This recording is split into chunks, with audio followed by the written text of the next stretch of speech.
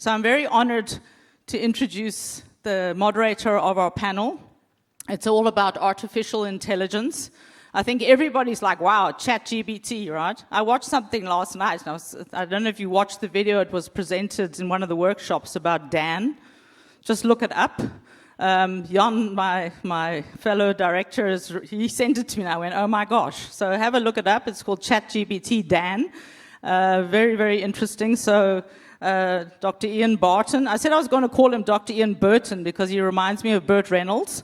But then I thought, no, I can't do that. So Dr. Iain Barton, please can you come up to the stage? So he's going to talk to us about artificial intelligence in supply chains. Welcome.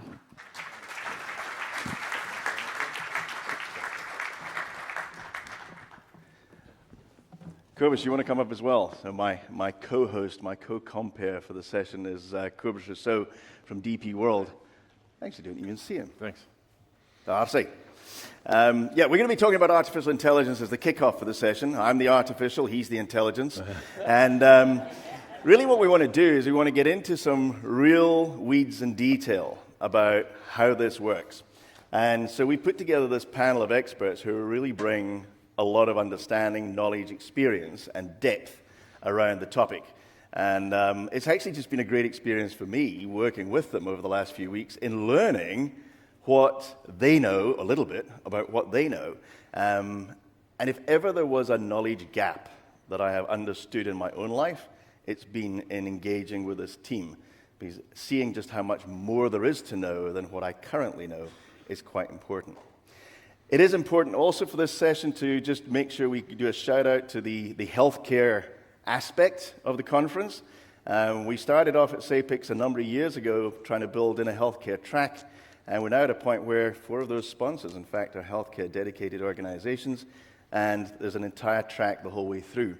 And not only that, we have a host of people who have come from all over the world, West Coast USA, East Coast USA, Europe, Southeast Asia, and a number of countries across the continent who've actually joined us for the what is in fact the 4 days, yesterday, today, tomorrow, and then the workshop we're doing on Wednesday. And so supply chain has always been a little bit of a lost child within the healthcare space, the public healthcare space, and for decades we've been trying to get it front and center, and part of that is getting our own supply chain practitioners to believe that healthcare supply chain is a vital part of overall supply chain. So just that shout out from me before we start and bring up the panel. Yeah, thanks, Iain. I think the beauty of bringing these things together is that we can learn across industries. It often happens that we are stuck in a specific place because that's where your career has taken you. And it's interesting to see how people that are in consumer goods or FMCG or people in automotive or then people in healthcare learn from each other. And that's great. But what I think we truly achieved this year by having such a strong presence from the healthcare people, and many of them not only from supply chain, is to allow for this cross-learning between industries, because that's where so much more learning can take place. So I do encourage you to go and listen to those things that doesn't seem to make sense to you, because that's probably the area that you could learn something new and also meet some more interesting people. So please enjoy. And if we can then ask our 4 guests to come and join us on the stage, we can get started and get into some subject matter.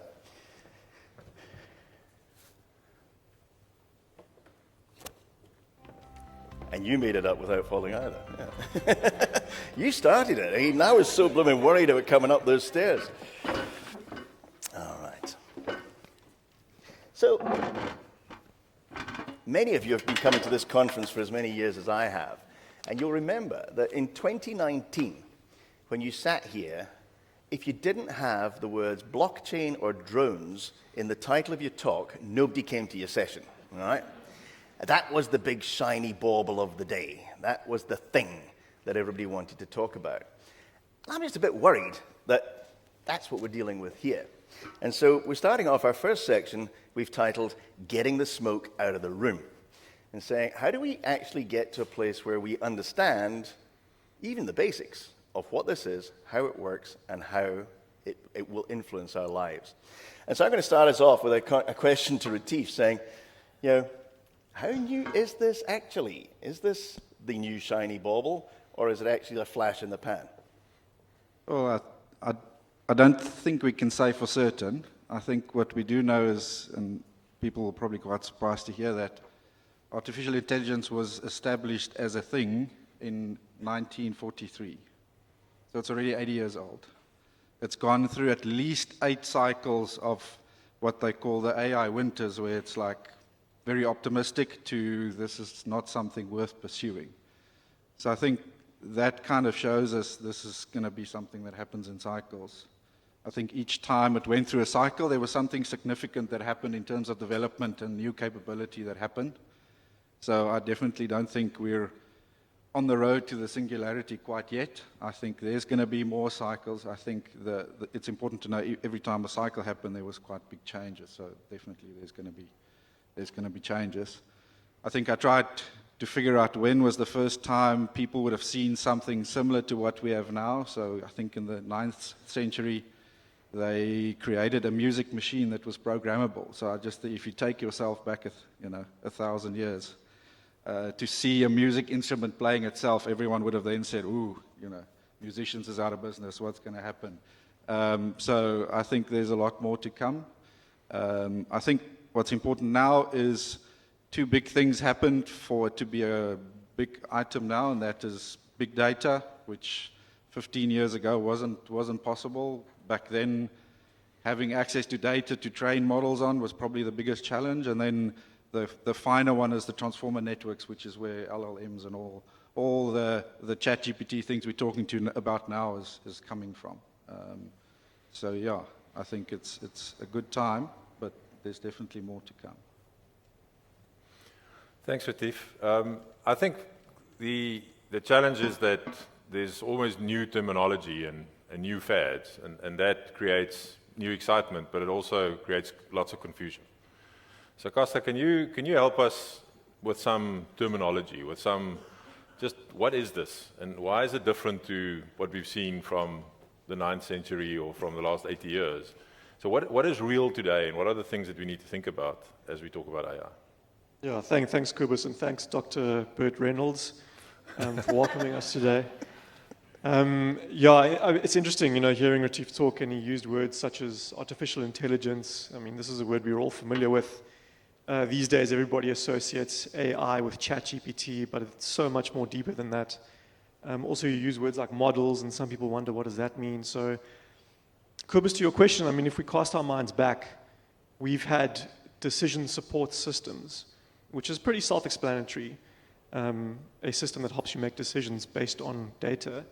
And that's been going for over 60, 70 years now, with the advent of computers back in the 60s. And more specifically, there was a computer called Manchester Baby, which was the first computer capable of not only processing punch cards, but also storing data. So that's where the real breakthrough came. And then after that, we had business intelligence. And this was originally coined in the early 90s by Gartner. And there was a lot of pushback. But you're basically talking about decision support systems using data to extract insights to make decisions. So more recently, we've had AI. And AI is basically just a computer that is able to reason much like a human can. Now, the big difference these days is that AI, we are able to use machine learning. And when we talk about machine learning, we talk about building machine learning models. Machine learning is basically a computer system that is able to scan vast quantities of data and to reason about that data and to identify patterns in that data.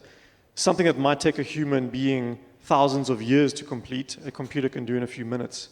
So that is the key difference. And within the context of machine learning, there are so many other buzzwords. I mean, you might hear things like deep learning. But it helps to actually understand how does machine learning work.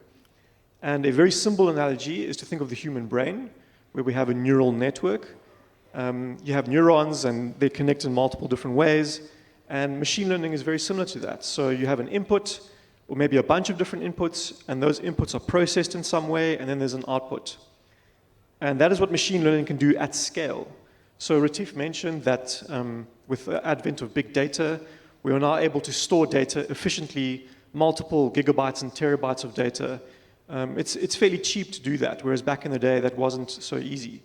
So now that we have big data available, we can unlock these machine learning models on this data, they can scan data, identify these patterns, and hopefully identify some kind of context and then help you to extract insights from that data. So that is what machine learning does.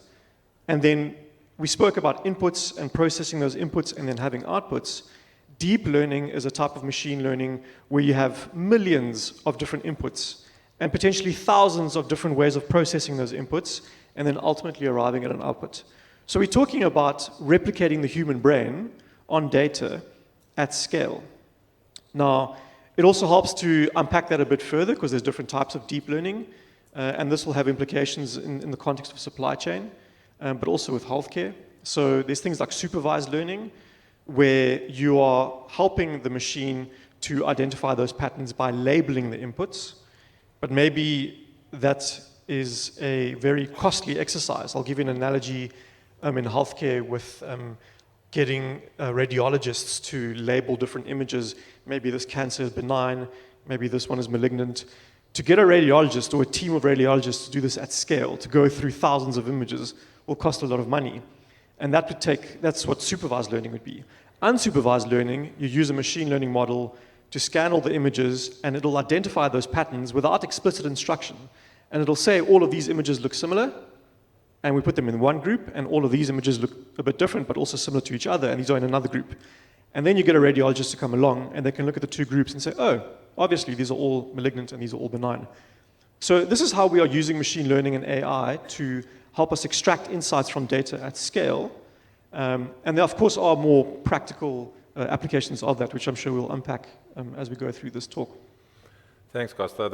That is exciting and scary in the same breath. I think for me, the reflection is that AI will not replace people, but AI will replace, or people will not be replaced by AI, people will be replaced by people using AI. And Janet, I want to then ask you, is this being used? Is it really used, or is this the figment of people's imaginations? Absolutely. I mean, I'll just start by saying 10 years ago, I was put in my first autonomous vehicle, and I had no idea what was going to happen. Someone pressed a couple of buttons or a remote, and I was going, you know. And that for me was terrifying, because that was the first time I actually experienced, you know, what it feels like to be in an autonomous or intelligent machine. And then coming back to today, you know, we're here in an emerging economy, in an emerging market. What are some of the things that people are using the technology for? You know, in the healthcare sector, you know, CT and MIR scan analysis is one thing. But then you look at the agricultural sector, a few weeks back, we were talking about autonomous harvesting. That means the opportunity to have your tractor or, you know, your harvesting machinery to do it when you're sleeping, you know.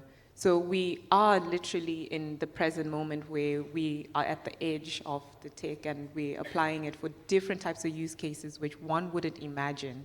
You know, so there's a huge opportunity. And then there are much simpler use cases like, you know, when you look at ChatGPT, you know, it's a natural language model, it's helping with, it's a generative model, and you're using it as your kind of assistant, you know, very simple stuff. But if you look at what is the output of that? What is the amount of efficiency you get that? There's a lot. I'm sure if someone was to spend hours drafting out maybe a legal contract, and then you have a ChatGPT API embedded into your maybe law system or whatever, and you want to draft out a lot of contracts, you can now do that within seconds or minutes, you know. So we are using AI today, and I'd also like to just emphasize when it comes to the definitions that when we talk about artificial intelligence, we're either talking about the technology or we're just talking about a tool. So sometimes, for context, it's always good to ask someone, what exactly are you talking about? You know, in my space, we work on computer vision models, and we do data labeling. And you mentioned, you know, unsupervised and supervised learning. We actually are at a point where we can enable the AI to start doing autonomous labeling on its own, AI-assisted labeling. So that means I could have 50,000 images or 50,000 CT and MR scans and I want the machine to do that autonomously on its own. So that's another reality. That's something we actually work on. I think I'll leave it there for now. But how much of that is still just case studies, Janet? I mean, Farayi, help me.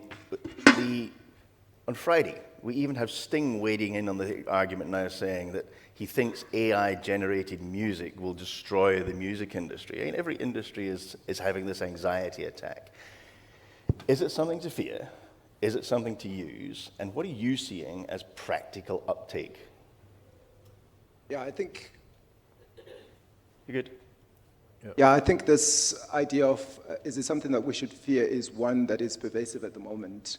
And obviously many of you have heard from Geoff Hinton, who's supposedly the father of AI, who came out recently. He used to work for Google, and he quit his job at Google to say, I'm going to now go and announce to the world we should actually regulate AI because it's got the danger that it might actually kill us.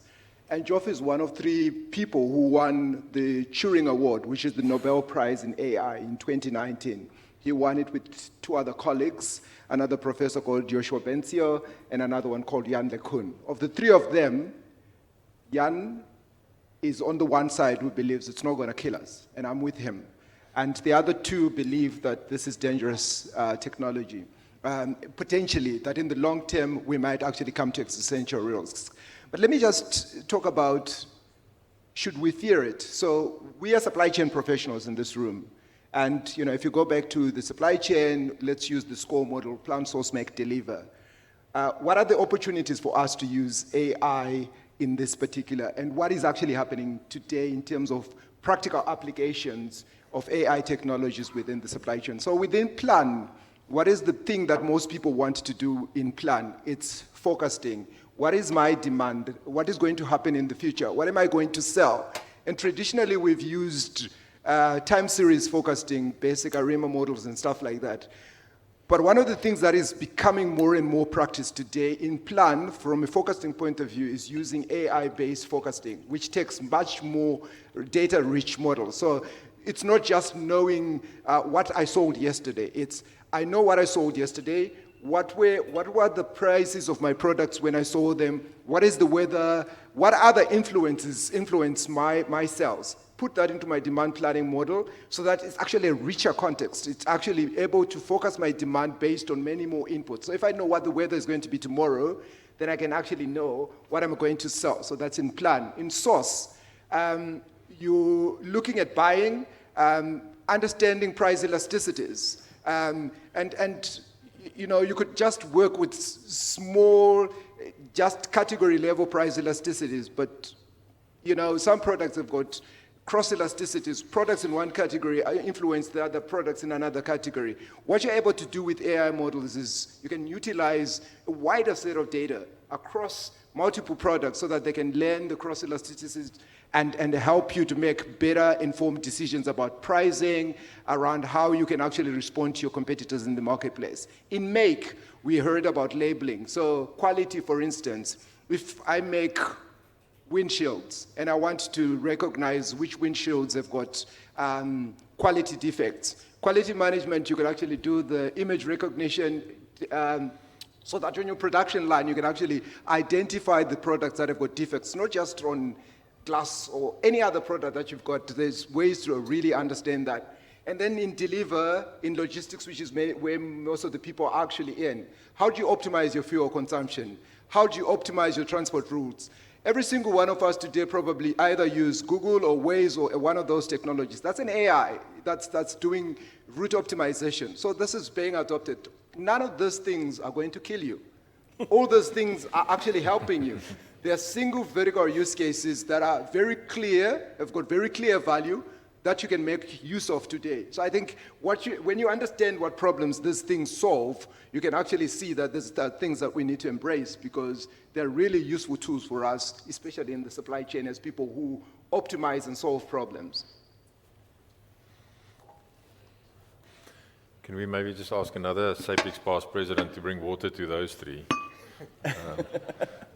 Thanks, Liesel. Then, Retief, if you want to grab that, right? Yeah, I think, Farayi, thanks for leading us into the practical applications. because that's really where we want to explore what this can mean and where it could help us.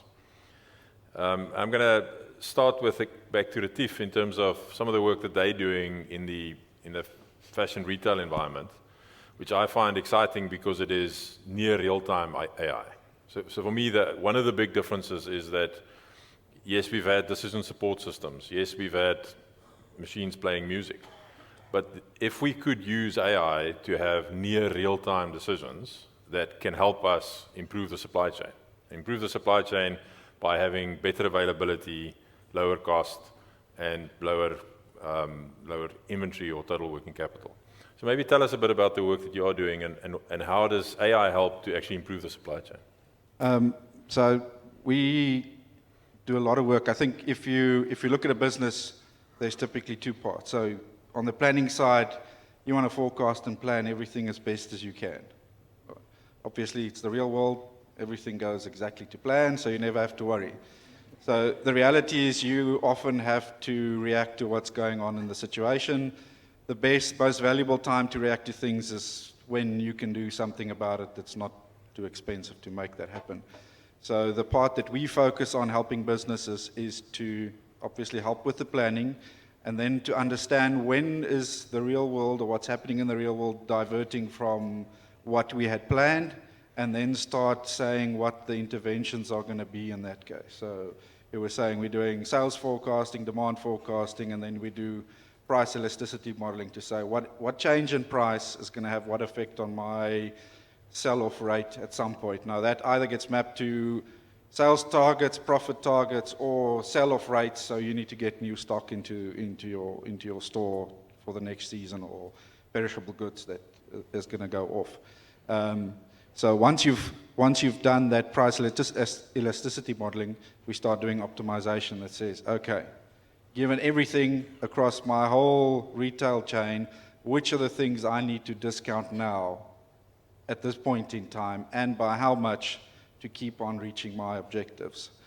So that's kind of the simpler one. It gets more advanced where we say, okay, the levers I have in terms of hitting some objective is to say, I can mark down my stock. I can do what's called an interbranch transfer. I know stock is not selling the same in all the stores. So which other stores can I move these items to be able to hit my target? To be able to do that, you have to have a very fine-grained view of your costing, because that's going to affect your profits.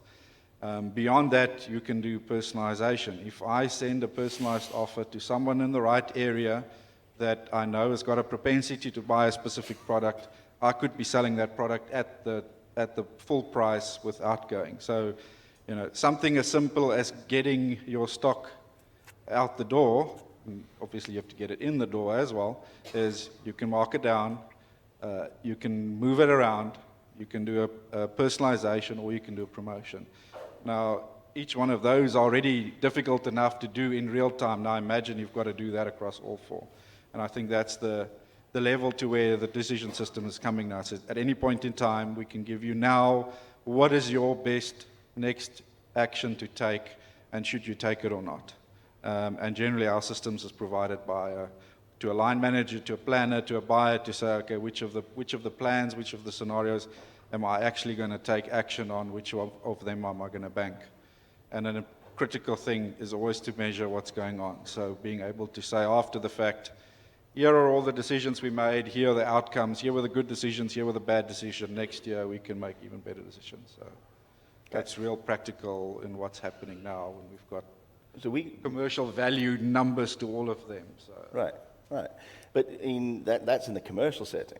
We got a question from Tawonga from Village Reach about how do you use this practically in healthcare planning and inventory management.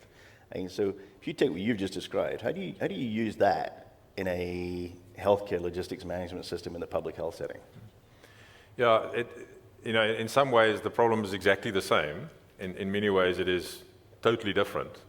So if you just consider the agility of the system, and you start with perishable food or end of season apparel, and then you look at public sector healthcare, inventory levels are vastly different.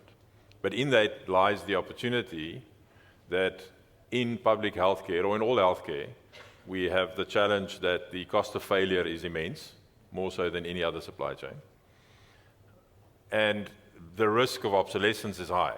So all products have shelf life.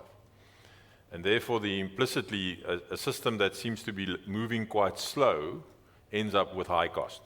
So avoiding the ultimate cost of a patient not being treated means that you end up with high cost of high inventory levels, high obsolescence, and high cost of logistics, which ends up being the problem that people don't have access to healthcare. And the opportunity to use AI in a very similar way, by knowing what is used where, by whom, and what is available somewhere else, exactly the same solution. And it doesn't even have to be in near real time, as long as it is actually information that is being made available and acted upon. And the most significant place where that plays a role is in succession. So in the automotive industry, I've perfected the art of replacing parts. If you think about a recall on your own vehicle, that's quite important for an auto manufacturer to make sure you bring the car back and fix something before the car kills you. In the healthcare, and specifically so in the public healthcare environment, our ability to replace products with better products is compromised by a lack of visibility and a lack of scale in the thinking. And we end up either continuing to treat people with less good drugs, or we actually throw away lots of drugs. And then maybe just the key difference to close off this practical example is that the way that the public sector looks at inventory doesn't help. Now, if you don't know that, the public sector, generally, it's not a South African problem, it's not an African problem, it's a worldwide problem, expenses inventory on receipt. Now, think about what that does. It means when you receive the inventory, you pay for it. It's gone. Now, imagine if you could work in a private sector supply chain where it was that comfortable, that you never have to worry about the fact that somebody reminds you that you are chewing up working capital, stock is too high, and you never have to explain why you lost hundreds of thousands of CHEP pallets this month. Because you didn't lose them this month. You lost them over the last 3 years.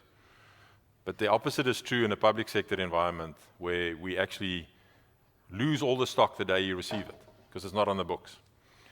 But the point is, we shouldn't be driven by financial accounting. If we know what stock we have, because we can count it, and we know which batch it is, and we know when it was manufactured, and therefore when it will expire, we can use all the big data to make the right decisions without having to worry about how the accounts is impacted by the decisions that you make.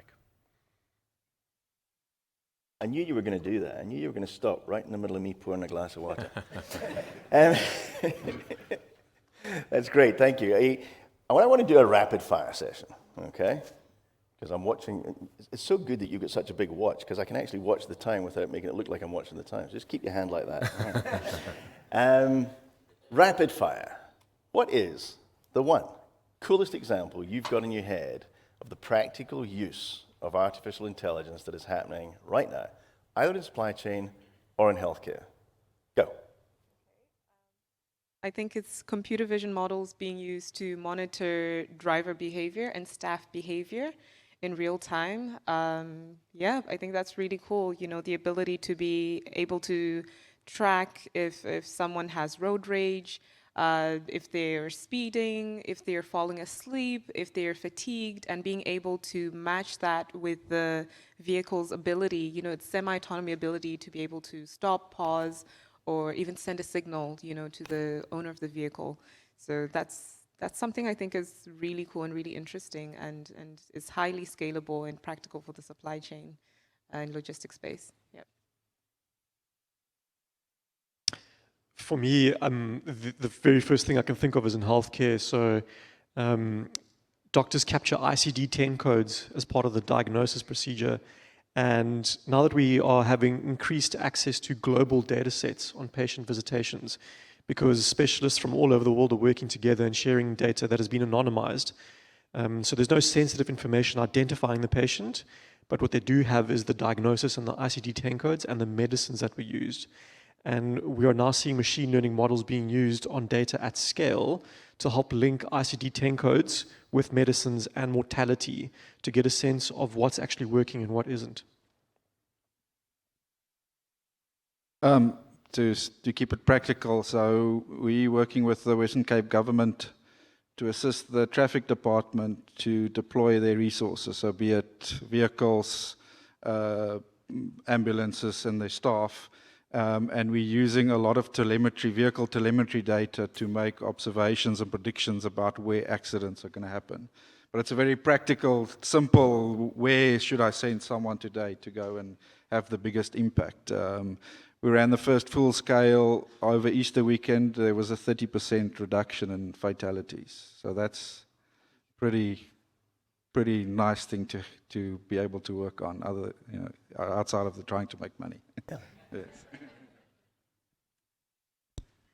Yeah, for me in retail, I think people like Ocado in the UK who are doing picking in warehouses using automated robots that are autonomous and intelligent and really just improve peak accuracy in the DCs and just the efficiencies.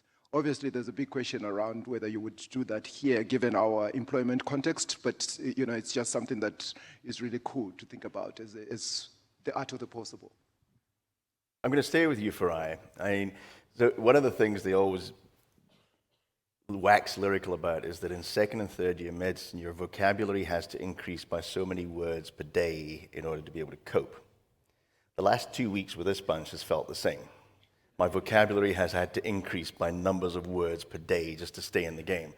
And Farayi, I've learned more words from you in the last 2 weeks than anybody else. So computational linguistics, and you don't have to get into the depths of agglutinative language. You have any idea how long it took me to practice that? It's the most incredible stuff. I'm not even going to try and even start the explanation. Tell the folks what it is that you're doing with the use of language and why that is, and the lack of that in large learning models is actually got limitations for what we can do with it in an African setting. But also just, if you could, lean it towards what we can do around cost of care and what we can do around healthcare outcomes. Yeah. So computational linguistics is really the study of language, so the linguistics part, using computational models so that you can get computers to understand language. And obviously, the poster child product of computational linguistics at the moment is ChatGPT. Computational linguists produce outputs such as ChatGPT. But actually, much more mundane and basic stuff that we've produced over time are things like spell checkers, grammar checkers, and we do other things like sentiment analysis. And what that is really just about understanding on Twitter, are your customers happy? Are they sad? Are they raging against you? What is actually happening? And the gazillion tweets that go out to certain corporates, how do you summarize that and really get intent quickly from your data sets? So my specific interest is in language modeling, which happens to be the area where the large language models then come. And language modeling initially was just around how do you predict what is the next word that comes or the next character that comes in a string of words. And so that's the heritage of things like large language models. Obviously, with ChatGPT, which is based on what they call the generative pre-trained transformers or particular architecture of neural networks, it's doing a bit more than just saying, what is the next string? It's using what Kosta earlier on referred to as this transformer model. There's this big question in research, which my colleagues and I are really trying to figure out whether they truly understand. Because what they're really doing is, when you ask a question, all it's doing is, what is the most likely next character to come? And it's not working at a word level, it's using big numbers of vectors or big square matrices of numbers. But let's just come into practical uses in the supply chain and in healthcare.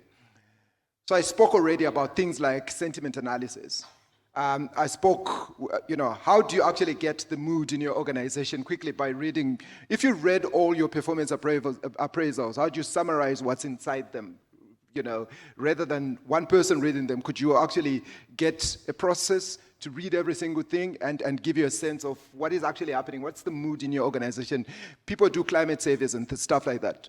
That's one way you could use them. But the other thing that is actually much more interesting that's come up because of tools like ChatGPT, and I'll come to that in a moment, is this whole idea that, we've got standard operating procedures, and typically they're in English.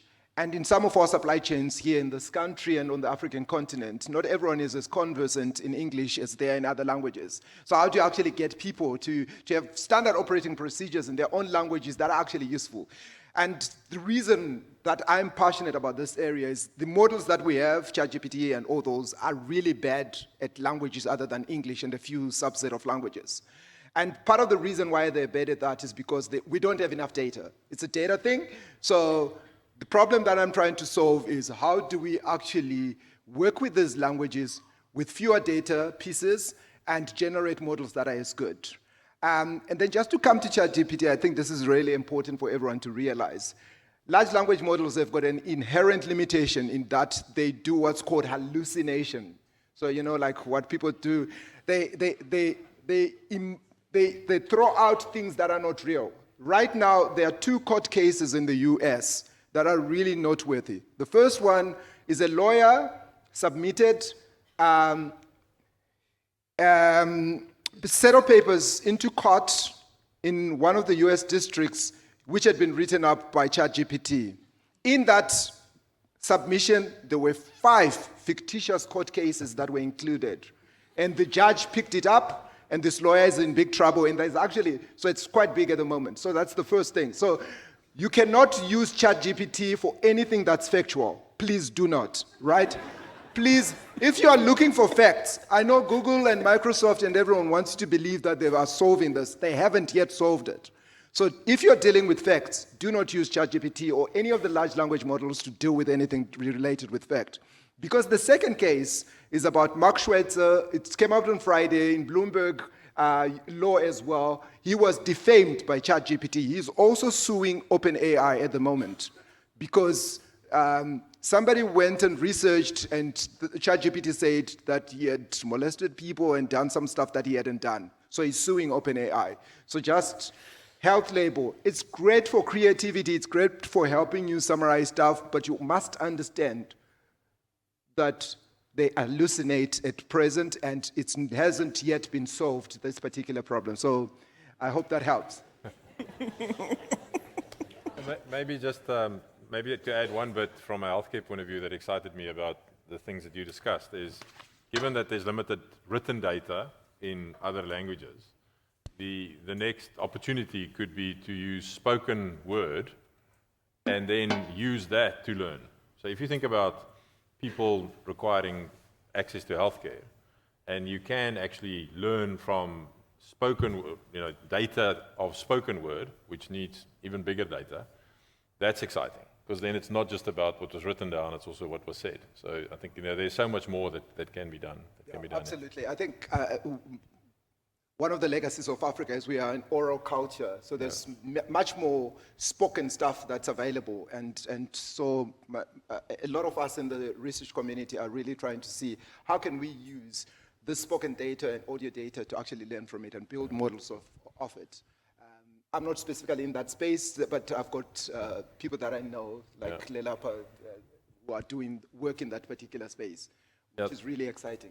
Yeah, thanks. So we are running out of time. This is very exciting. I want to come back to Kosta. In terms of, again, what I find confusing with new buzzwords and new things is also how we interpret the skills requirement and the roles that people play. And Kosta can certainly spend the morning explaining a great model that they've developed. But just maybe give us a bit of an introduction into how to think about the skills and the roles that is required to actually make this real. Yeah, thanks, Cobus. The model that he's alluding to is, so we run a course at UCT's business school called Data Science Leadership for Executives, and part of that course is demystifying all the buzzwords we've unpacked today. We also talk about what a typical AI team looks like and how to go about recruiting that team. And so it actually, at this point, it makes sense to take a step back, because even though we're talking about AI, you're not going to end up hiring an AI specialist. What you're going to end up hiring is probably a data scientist. And data science is basically just a branch of academia which combines multiple disciplines, typically mathematics, statistics, and computer science. And these are the individuals that'll wrangle with your data sets and build your machine learning models. But before we even talk about hiring a data scientist, we need to take a step back again. And just going back to Farayi's point, he mentioned, usually there isn't enough data in different contexts. There's no point hiring a data scientist if your data isn't ready. And all of us in this room, whether we realize it or not, we are all in the business of collecting data. So the first step is to actually assess your data foundation. Do you have a data warehouse in place? Because when we talk about using machine learning, we're talking about analyzing data at scale, so you want to do that in the most efficient way possible.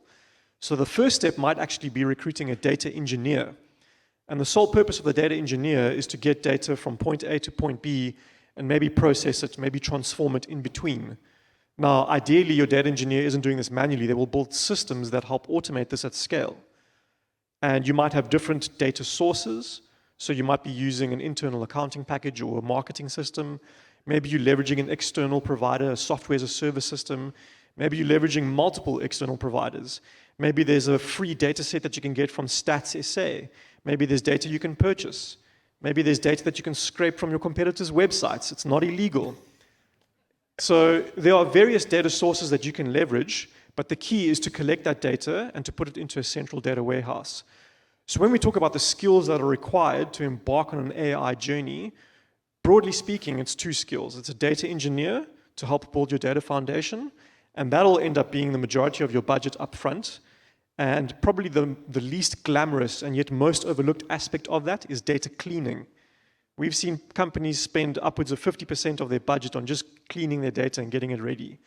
But once you have your data foundation in place, you're then in a position to hire a data scientist. Now, the demand and supply curve is working against us as employers. There are so many data scientist positions and hardly any data scientists to fill them, especially experienced data scientists. So it might help to actually get a consulting firm to come in and help you identify the opportunities, those quick wins that you should attack first. And once you're in a position where you understand where the opportunities lie, you can then look about to recruiting somebody full-time, because that can take 3 to 6 months. They often have to give notice at the other company, and it's a very expensive exercise. So you want to be sure you know where you're going to be going before you start building your AI team. Wonderful. The next section we're going to talk on, we're going to change gears, and we still got a good 10 minutes, but we need to move, and I really wanted to get a picture of a robot in an orange jumpsuit. We couldn't find one. So what about governance? What about liability? What about policy? What about control? How do you contract in this world? Now, Janet, Retief, this is your area. So Janet, kick us off. What are the big practical things that people need to be aware of, and what should we be advocating for with government in terms of getting things to move differently? I think at the top of my head, it's visibility. There's not a lot of visibility in the space of what actual policies or what actual frameworks or structures are in place to help us maintain some form of regulation as we operate or build AI models. My biggest frustration, when it comes to South Africa specifically, is we've had a PC4IR commission since 2019, and we've had events, and we've had an AI lab and an AI hub, a national one, released, but we don't have an actual framework that we can reference, as practitioners. I'm also a developer, by the way. So I actually do the coding. I actually do build stuff. And sometimes when I'm doing that with my team, we always have these moments when we stop and we go, can we go this far? Can we implement this here, in South Africa? Can we use this type of data maybe to make an image recognition model? It's a public set, it's a public data set, and it's out there. It does not feel legal, it does not feel ethical. So that's one aspect. And then the lack of diversity and inclusion in developing these frameworks is also a huge problem. I mentioned to you earlier, that I worked on Nigeria's national AI framework, and I was surprised that we developed a national AI framework and strategy, and not all of us were actually policy developers. We had doctors, within our cohort, we had people that had a farming or agricultural background. And I thought, this is really interesting and this is really relevant because the people who are going to have to use that policy have a seat at the table. They get to bring their industry expertise or vertical expertise and to tell me, the technologists, that maybe we should tweak that a little bit. Maybe we should anticipate that in the event that this type of technology comes in the event that this type of use case or scenario happens, maybe consider this. So I don't really feel that we have that here in South Africa. It feels suffocated. It feels there's lag. It feels no one is really paying attention. And, just going a step back to what Farayi was talking about when it comes to fear. We should be scared. Please. Fear, first of all, is subjective, right? A mouse could go up and down in this room, and some people will scream, and you'll be surprised some people won't. So it is subjective. But what I would like to add is when it comes to the type of fear that we should be aware of is things like fraud. What happens if there's nothing to regulate how people use your data, then tomorrow you wake up and there's 2-3 people that have Janet Sawari's profile and they're creating bank accounts and they're taking out leases and they're doing all sorts of things.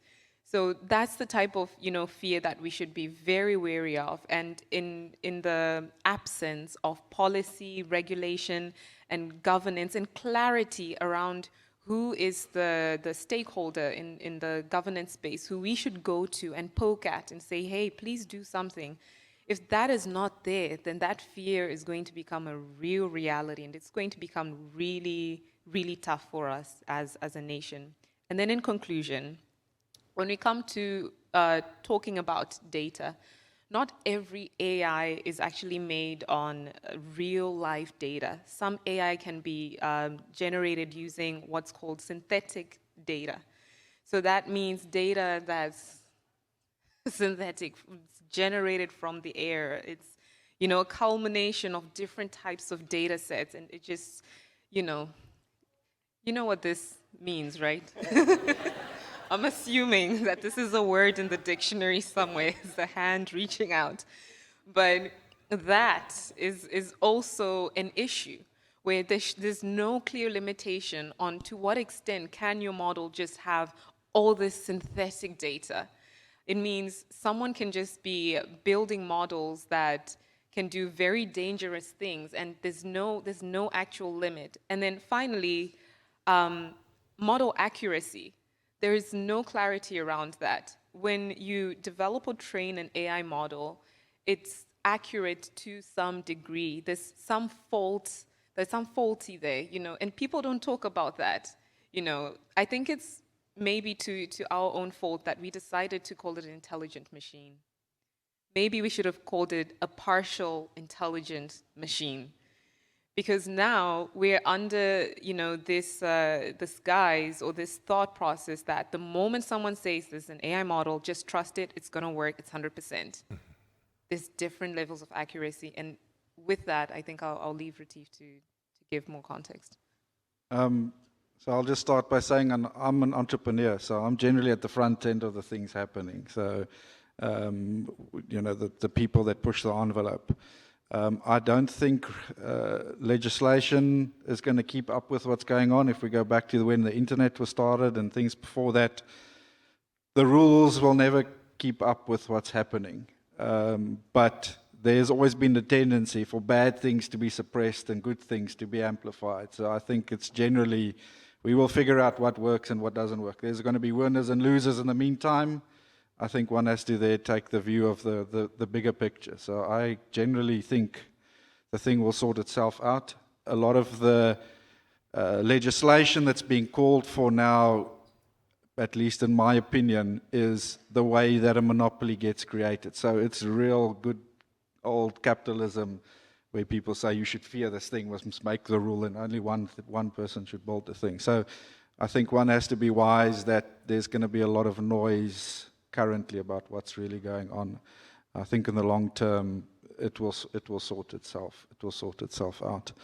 I think the most critical thing is, at an early stage, things are moving too fast, And I don't expect the thing to start killing us or things like that happening. I think, something like autonomous vehicle, that model wasn't properly tested and someone would die. I think that's the part where we need to figure out how that's going to work, because there are people that's taking chances. If it's in the entrepreneurial space, there's a lot of money being thrown at it. There's a lot of court cases talking to how these things get jippoed.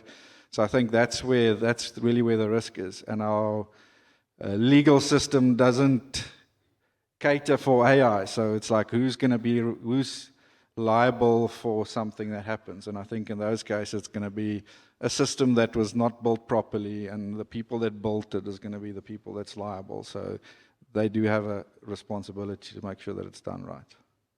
Thank you.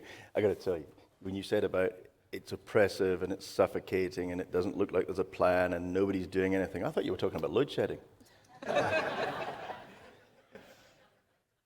So, finishing off, rapid fire again, all 5 of you, okay? Where do you think the puck is going to go? What is the thing that you think people should be thinking about and going out and on Monday next week sitting down at their desk and saying, we as a business need a plan for this? I'll start by saying, think about the future of AI as tiny. Think about it in the terms of hardware. That space excites me, because the reality as well when it comes to AI is the more data we process, the more computational power is required, the more GPU capacity is required, then you need to kind of keep your head ahead of the wave and think, what then is going to change about our hardware? Do we have hardware that can be able to process the future models at that speed, at the speed of the current hardware that we have today? I don't think so. If you look at what's happening with ASML, with TSMC, why are people, getting obsessed about the semiconductor movement or the semiconductor war? Educate yourself. Think about it in terms of your organization. If you plan on making investments in the hardware space, in the edge tech space rather, think about what does that look like in 10 years and 5 years, so you can make the right investments, so you can bring the right specialists on board to help with that, especially if you're going to work on any type of computer vision models, surveillance technologies to track any type of image or video data.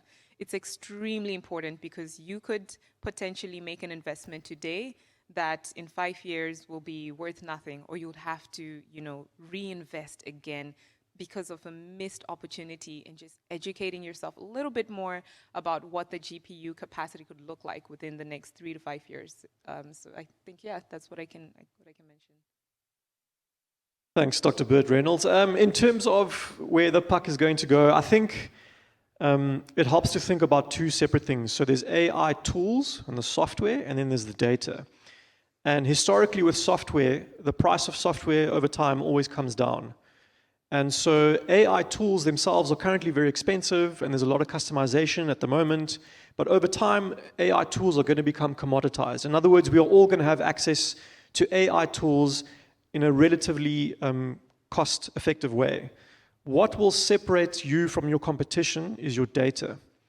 And the sooner we start thinking about our data as an asset and part of our strategic competitive advantage, the better.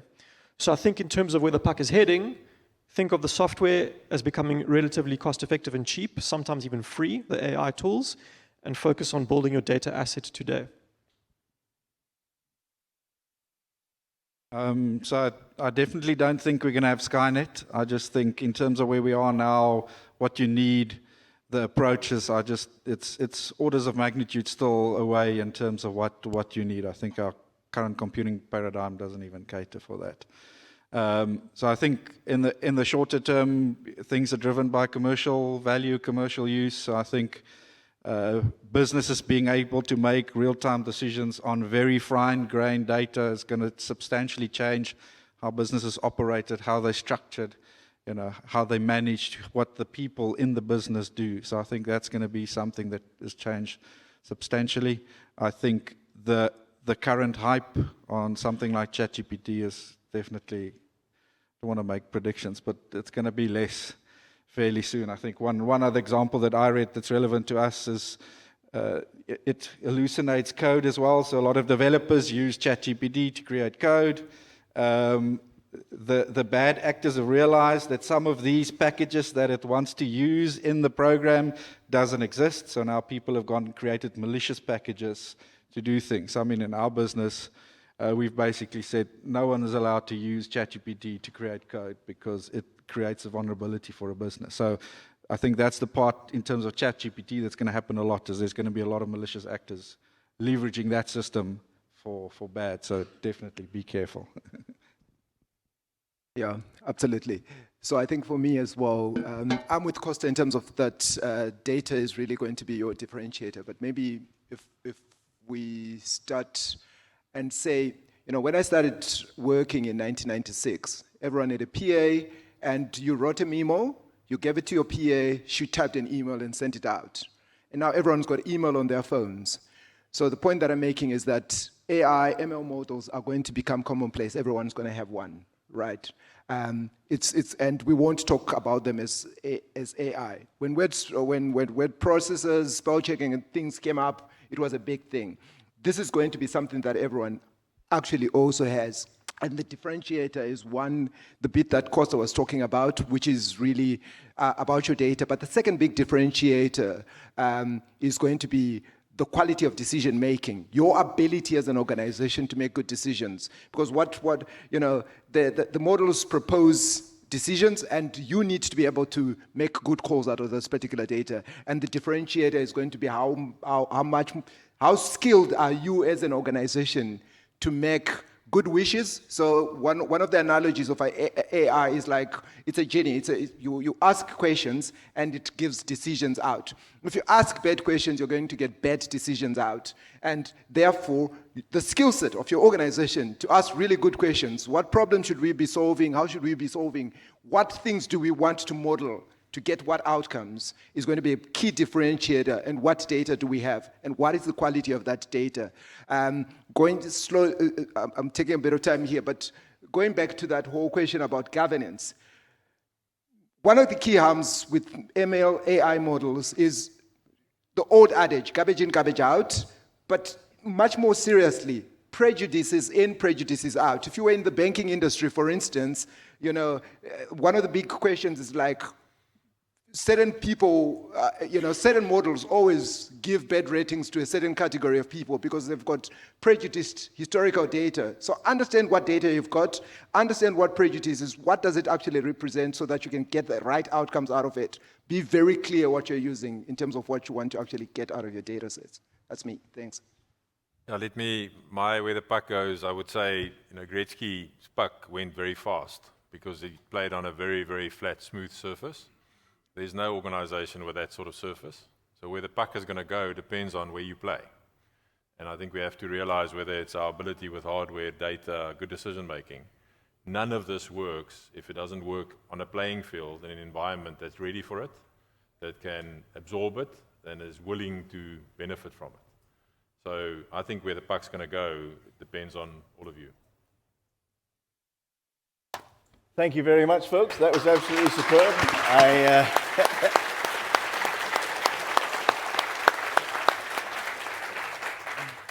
Hopefully what you've got out of that, if there's one thing to take away, it's not about fear. It's actually about fun. And there is huge potential for all of us in this space. Thank you so much for all your time and all the effort you've put into this. It has been wonderful. And hopefully it's been of great value to the audience as well. Thank you.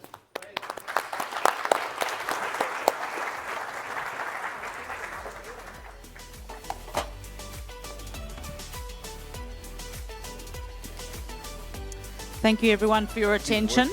The next panel is going to be really interesting because it's about how we're going to manage the disruption in the supply chain. The CEO of SAF will be presenting that with her colleagues. And we have some government officials here. So if you have some serious questions about how the government is working with the private sector, this is your chance. Thank you.